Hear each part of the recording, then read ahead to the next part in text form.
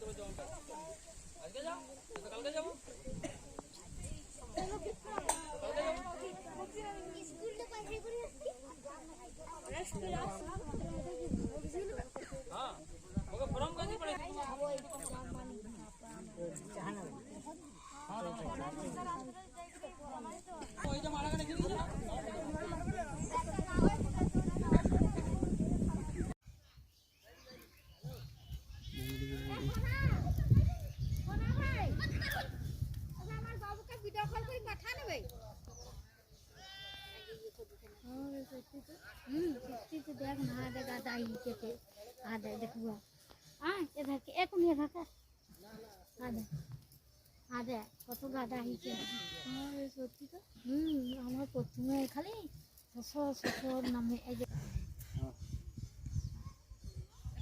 এই ওঠি আছে এই এ ফরা সত্যি তো তুই খাড়ি গই হ্যাঁ সত্যি তো ভাই বাহারে কিছু দেখতে না আমার তো ये ट्राई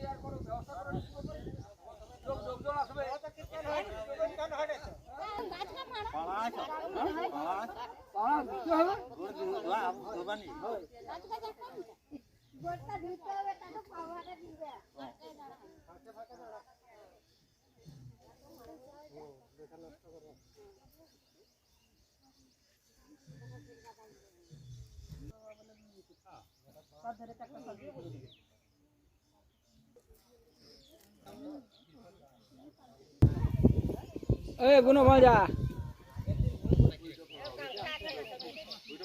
अरे सालूटा সেই ধারে কোলা আগে বাঁধ না ওটাকে ওটা বাঁধিও কাছে বাঁধতে এরকম পানি না মনে